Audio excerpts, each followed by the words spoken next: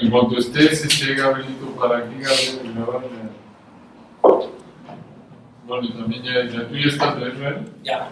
¿Tú, Gabriel?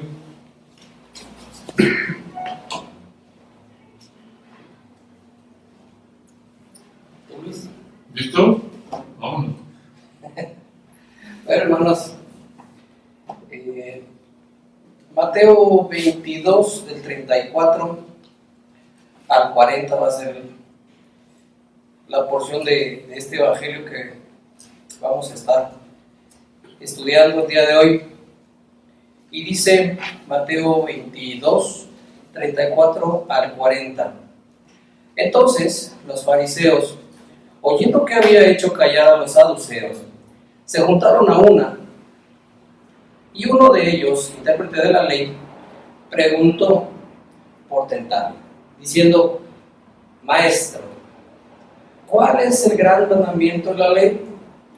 Versículo 37, Jesús le dijo: amarás al Señor tu Dios con todo tu corazón, con toda tu alma y con toda tu mente. Versículo 38, este es el primero y grande mandamiento. Y el segundo es semejante: amarás a tu prójimo como a ti mismo. Versículo 40, de estos dos mandamientos depende toda la ley y los profetas. Durante 30 años de mi vida, hablando ya consciente, posiblemente unos 25, 24 años de mi vida, esta porción de Mateo estuvo colocada en la parte, si vemos la nave superior del templo donde yo asistí desde chiquito, donde nací, prácticamente, físicamente y espiritualmente, porque me llevaba mamá ahí en la cuna. Del lado derecho, entonces cuando uno entra, las letras son como de 25-30 centímetros. Cada letra de esta porción: amarás al Señor tu Dios con todo tu corazón, con toda tu alma. Y el segundo semejante a este: amarás a tu prójimo como a ti mismo. Yo tuve que salir a los 30 años porque, cuando yo tenía 30 años, porque esto no se practicaba en esa iglesia ya mucho tiempo atrás. A mi mamá, un líder, pastor, la mandó llamar un día y le dijo: hermana, le pido por favor que deje usted la dirección del instituto. Me manda el director general a decirle que gracias por sus 15 años de servicio. A este hermano yo le llamé el ángel de la muerte, porque le daba muerte a los ministerios de muchas personas, entre ellas el de mi mamá. A mi hermana, un día que mi hermana tiene dos pasiones: el diseño y la denominación. Entonces un día lo juntó, hizo un libro con la historia de la denominación, muy bien diseñado, de tal forma que fue su tesis para poderse graduar en el diseño gráfico. Cuando lo vieron ellos, al ver que estaba tan bien hecho, pues era un dummy, esto es prácticamente ya para salir a la venta, un demo, ¿no? Hasta ISBN tenía, o sea, como si estuviera registrado ya el trabajo. Al verlo le dijeron: oye, ¿te podemos demandar por eso que estás haciendo? ¿Estás agarrando nuestra información? Los líderes, los pastores de la iglesia cristiana interdenominacional estaban haciendo esto. Y no éramos el único caso. Dije: imagínense qué van a hacer conmigo. Si eso lo hacen con mi mamá, si eso lo hacen con mi hermana. Pero ¿saben qué fue lo más impactante para mí? Por eso tenía que salir yo corriendo. Es que nunca quitaron esas letras tan grandes de acrílico sobre madera: amarás al Señor tu Dios. Esto que estamos leyendo, eso que les acabo de leer, ellos no lo llevaban a la práctica. Vamos a observar en estos versículos una pregunta y dos respuestas que evalúan si eres o no cristiano. Una pregunta que le hace un intérprete de la ley al Señor y dos respuestas que le da el Señor, y que nosotros vamos a evaluar con esto si eres o no eres cristiano. Tú lo vas a poder evaluar. Estamos observando que llegamos a la tercera, a la última de las tres pruebas que la religión le va a hacer a Jesús para tentarlo. Y recuerden, esta ya es la última semana. En el ministerio terrenal de nuestro Señor es la última semana.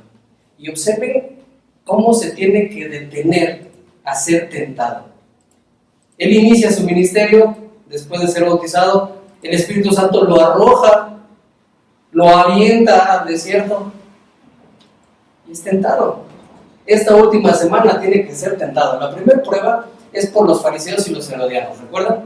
Versículos 15 y 22 de este mismo capítulo. Ellos quieren desacreditarlo políticamente.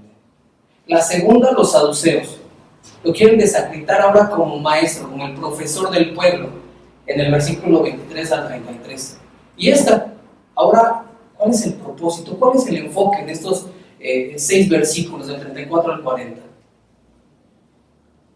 Su teología.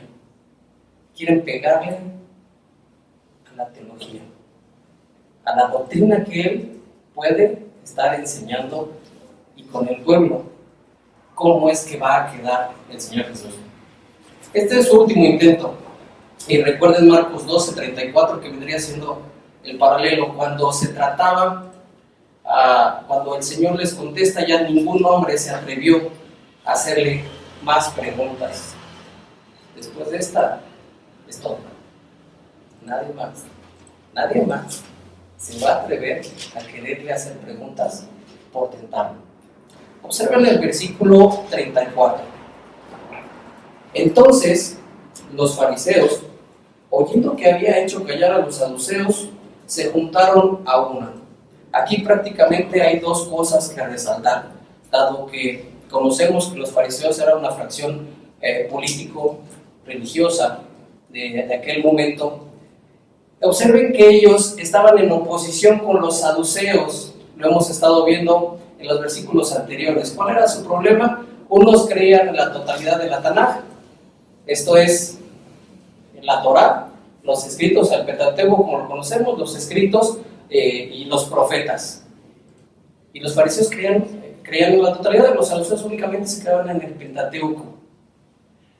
Ellos posiblemente estaban tan contentos de cómo había el Señor Jesús callado a los saduceos, porque eran opositores. Los saduceos estaban entronados en el sacerdocio, los fariseos querían estar entronados en el sacerdocio. Y observen que dice la Reina Valera, los había hecho callar. El verbo está hablando acerca, el verbo en el griego está hablando de como cuando le ponen un bozal a un animal. Esto es, no puede hablar, por más que quiera. Esa fue la contundencia de la autoridad del Señor Jesús.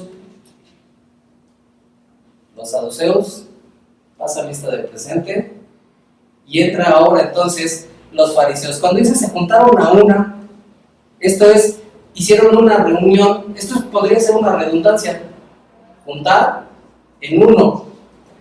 Realmente lo que está haciendo es un énfasis. Se vienen a juntar y parece como los filisteos con David, con el pueblo de Israel, con Saúl. ¿Recuerdan esa parte? Que avientan a un paladín. Ahora sí, avientan al grandote. Ahora sí, contra este no van a poder. Realmente habían enviado a sus discípulos durante varias ocasiones. Ahora envían uno de entre ellos. Versículo 35. Y uno de ellos, intérprete de la ley, preguntó por tentarle. Una de las formas favoritas de Mateo para describir a estos intérpretes de la ley realmente es escriba. Y esta es la excepción. Aquí va a utilizar Mateo con su pluma preciosa, intérprete de la ley. Realmente ninguno de los 12 comentaristas que puede consultar nos dice por qué sí y por qué no. Personalmente, y esta es mi conclusión, es que está diciendo Mateo, este es un profesionista, pero este no es un profesional. Esto es, Él estudió para intérprete de la ley. No porque los demás sí, pero aquí como que está dando este énfasis. Porque, remarca, le pregunta para probarlo, para tentar a Jesús. Ya había demostrado que era un maestro ante sus mismos colegas que se habían aliado con los herodianos. Ya había demostrado que sabía y que conocía no nada más la doctrina del momento, sino la doctrina desde el Génesis hasta el último de los escritos con los saduceos. ¿Por qué tentar a Jesús? Y esto muchas veces sucede dentro de las iglesias cristianas, ¿no? Hay pastores que son realmente profesionistas y buscan que la autoridad sea para ellos y muchas veces cometen este mismo error. Hermanos, tengan cuidado no estar cometiendo este error. Muchas veces estás por encima de Jesús, quieres estar por encima de Jesús. Y Jesús aquí va a demostrar que nada puede estar por encima de esa autoridad. Y observen la pregunta, versículo 36. Maestro, esto sí está diciendo te respeto, pero también es una señal de diplomacia. ¿Cuál es el gran mandamiento en la ley? En el paralelo a este capítulo, a esta porción de Mateo, en el paralelo en Marcos, realmente hace un cambio. Jesús lo va llevando con preguntas y le va diciendo: sí, Señor, tienes razón. Sí, Señor, esta es la verdad. Entonces, ¿qué es lo que pudiéramos decir de este intérprete de la ley? Que era noble. Porque recuerden que en Marcos también habla acerca de que Jesús lo aprueba de alguna forma y le dice: no estás lejos de la vida eterna. Estamos diciendo que fue engañado por los fariseos y que dijeron: mira, este tiene cara de piedad, como ya lo ha hecho alguna ocasión esta secta. Este tiene cara de piedad, el Señor sí no se la va a creer, porque Él realmente está buscando, tiene esa búsqueda. No sabemos. El texto no nos dice si realmente es una persona piadosa o no. Lo que sí nos dice es de que lo hizo para tentarlo, que de él estaba buscando tentar a Jesús. Y hace esta pregunta: ¿cuál es el gran mandamiento? ¿Por qué hacer esta pregunta?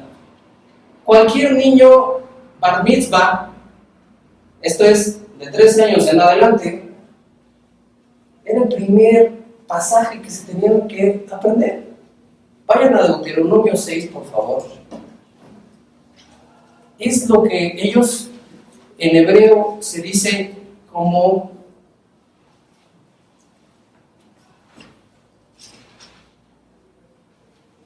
Deuteronomio 6, la Shema. Esto es traducción básica: oír, escuchar, poner atención. Y Jesús le va a contestar con este pasaje de Deuteronomio 6 en el versículo 5. De hecho, comenzaba el niño a decir, cuando le hacían la presentación, digamos que ante el pueblo, y dejaba de ser un niño, como Alfredito nos ha enseñado, y pasaba a ser un hombre, y ya sus actitudes eran responsabilidad propia y ya no de su papá. Y decía: oye Israel, Jehová nuestro Dios, Jehová uno es. Por cierto, esto no está tirando la Divina Trinidad, la doctrina de la Divina Trinidad. Al decir uno es, no habla únicamente de que es uno solo, sino de la unidad es. Versículo 5 del capítulo 6 de Deuteronomio: y amarás a Jehová tu Dios con todo tu corazón y de toda tu alma y con todas tus fuerzas. El Señor le está contestando cuando posiblemente en su pensamiento ellos podían haber pensado: no tendrás dioses ajenos delante de mí. Posiblemente ese era lo que esta secta podría haber estado pensando al estar tentando, al buscar tentar al Señor Jesús. Y Jesús empieza a contestar con Deuteronomio 6, 5. ¿Por qué hace esto el Señor Jesús? Podemos hablar de tres vertientes de su tentación, de su forma de probarlo. Una, pensar que Jesús en su gran ego, de acuerdo a los fariseos, iba a contestarles: yo soy la autoridad y yo les voy a dar un mandamiento. Esto es una segunda vertiente, una herejía. Yo voy a decirles una nueva doctrina. Escuchen, todo lo que les han sido enseñado en la Tanaj, el Antiguo Testamento, olvídenlo, no lo van a necesitar. Yo soy el Mesías, se los dije. Y tres, ¿recuerdan de Moisés? Como más grande que Moisés es. Y delante de todos, recuerden que esto está sucediendo en el templo, delante de las tres fracciones más grandes en Israel: saduceos, fariseos y herodianos. Delante de todo el pueblo, no nada más de Jerusalén. Venían peregrinos para la Pascua. El enfoque entonces de esta prueba es que el héroe número uno del judaísmo, ¿recuerdan cuál es? ¿Quién es? Moisés. Y hasta la fecha lo sigue siendo. Moisés habló con Dios cara a cara. Fue el vocero del decálogo en la ley divina. Escribió los primeros 5 libros del Antiguo Testamento. Moisés fue y es su gran héroe de los judíos. Observen esto que dice el rabino Yosef ben Jalafta en el siglo II. Dios llama a Moisés fiel en toda su casa y por lo tanto lo colocará más alto que los propios ángeles guardianes. ¿A qué grado lo están colocando? Lo habían colocado ellos. Y Jesús es tan sensible, y con estas palabras, diciéndolo, recitando Deuteronomio 6, 5, sabía que podía haber sido acusado de esta herejía, de este gran ego, de reemplazar la autoridad, y la sensibilidad del Señor de no disminuir el papel de Moisés y de aclarar y dejar muy en claro que Él no ha venido para obviar la ley de Moisés. No ha venido para quitar ni jota ni tilde. Qué sensibilidad, qué paciencia, qué ternura, pero qué autoridad de Jesús. Esto solamente Jesús lo había podido haber hecho. ¿Por qué hace nuevamente la pregunta este intérprete de la ley? La discusión era tan grande que ellos decían que había 613 mandamientos distintos, 365 y 248. Las dividían en dos. Las 248 eran afirmativas, y esto decían que era por cada parte del cuerpo: dedo, mano, brazo, hombro, y lo dividían en 248 partes, y 365 leyes negativas, una por cada parte, por cada día del año. Recuerden que ellos se manejan por un calendario lunar. Pero además, en ese ir y venir de discusiones en sinagogas, etc., había unas que eran ligeritas, semi-opcionales, y otras que eran obligatorias, no opcionales. Muy probablemente de aquí, Mateo 4:23, ¿recuerdan cuando dice el Señor hacia los fariseos: atan cargas pesadas y difíciles de llevar y las ponen sobre las espaldas de los hombres, pero ellos ni con un dedo quieren moverlas?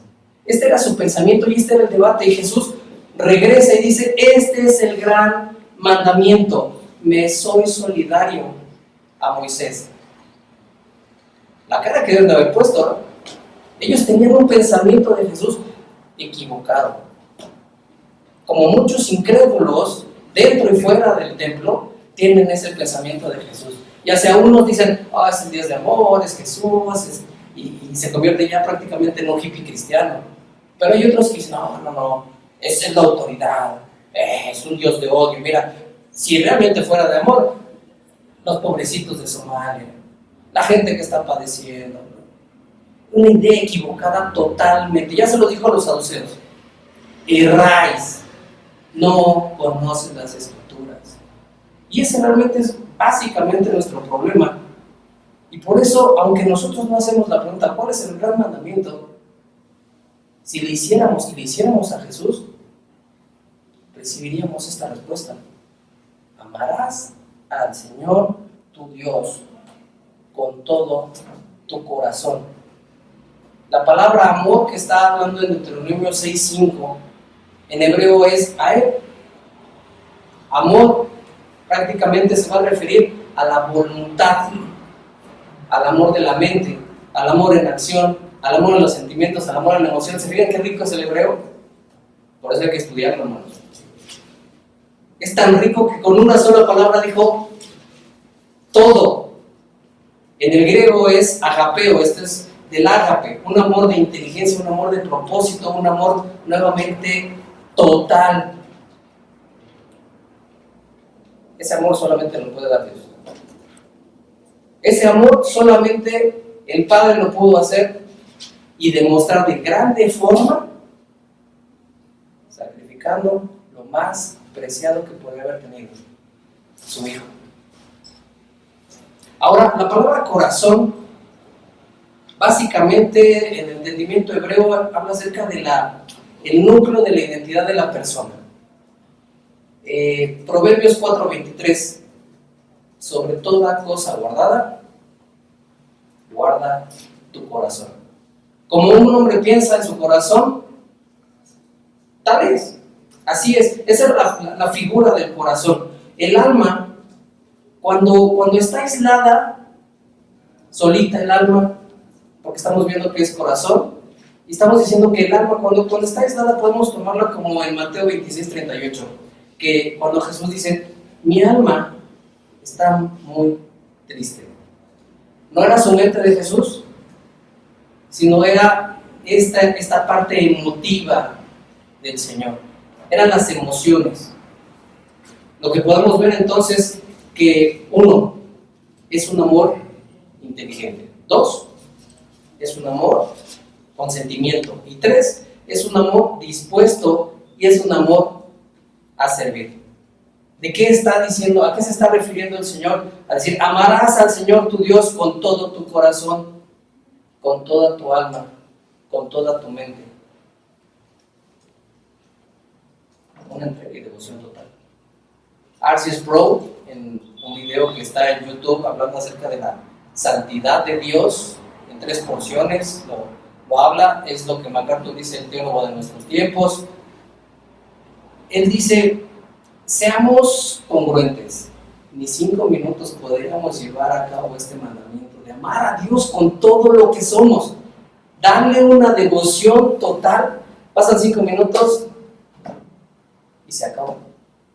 El ser humano tiene una porción de amor de parte de Dios, todo el ser humano, pero realmente este amor que Jesús le está diciendo a este escriba, a este intérprete de la ley, que debe de enfocar a Dios, no puede. Ese amor está muy limitado, el amor que todo el ser humano, por eso puede amar a su hijo, la madre cuando lo tiene y no es creyente, el padre cuando le entregan a su hijo, por eso puede amar. Pero este amor que Dios está exigiendo, definitivamente nadie.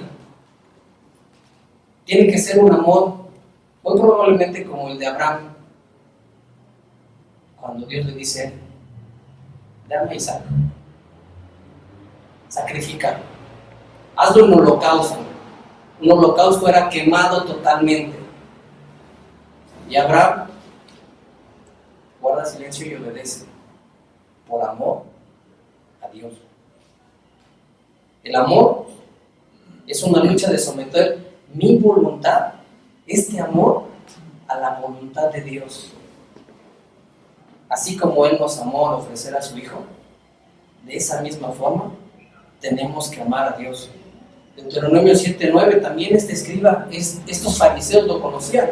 Reconoce pues que el Señor tu Dios es Dios, el Dios fiel, que guarda su pacto y su misericordia hasta 1000 generaciones con aquellos que le aman, y nos va a decir cómo demostrarle el amor verdadero a Dios. Guarda sus mandamientos.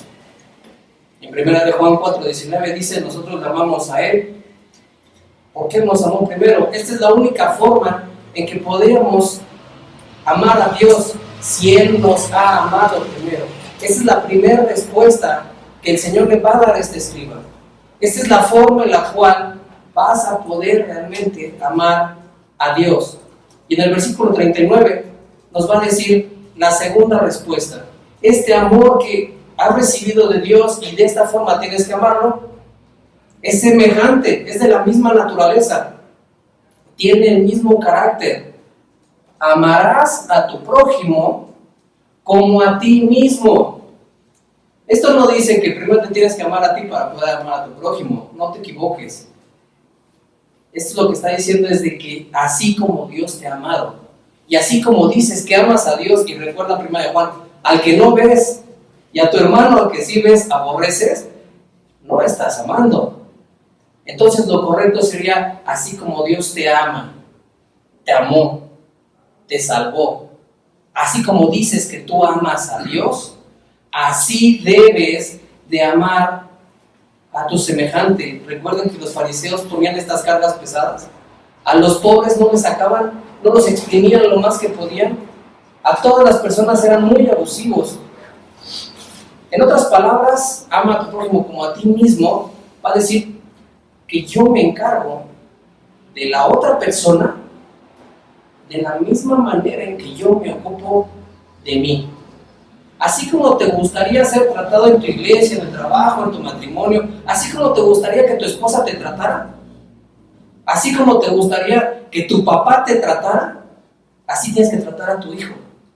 Así como te gustaría que tu patrón, que tu cliente, que como alumno, que como maestro, así tal cual piensas que alguien se debería de encargar de ti, así encárgate de los demás.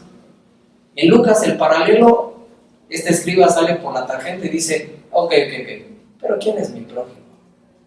A lo cual el Señor le contesta con la parábola del samaritano. Esto es, aún tu propio enemigo, el que consideras que es tu peor enemigo, es tu prójimo, debes de tratarlo como te gustaría que te tratara. Porque Dios colocó amor en ti y para ti. Y esto no es para cristianos AAA de alto nivel, no es para pastores, es para todos aquellos que Dios ha puesto amor a través de la salvación. El versículo 40 va a decir: de esto depende toda la ley y los profetas. Prácticamente es cuando tú colocas un cuadro pequeñito en la pared, pues con un clarito tienes. Pero cuando colocas un retablo, un gran cuadro, pues pones los clavitos, como la derecha y la izquierda. Este retablo puede haber sido la ley y los profetas. Todo ese color que vemos en el Antiguo Testamento, de milagros, de hechos de amor de Dios, de la gente, están pendiendo de dos grandes clavos. Amarás al Señor tu Dios con todo tu corazón, con toda tu alma, con toda tu mente, y ama a tu prójimo como a ti mismo. Si quitáramos uno de ellos, se colgaría el retablo, probablemente hasta se caería. Está pendiente de ello. Así como Dios nos amó, así como nosotros decimos que amamos a Dios y cómo debemos de amarlo con una devoción total, debemos amar a nuestros semejantes con un servicio total. La pregunta del escriba y sus dos respuestas que el Señor Jesús le da son las evidencias, y es como nosotros debemos de evaluarnos, porque así es como responde un cristiano.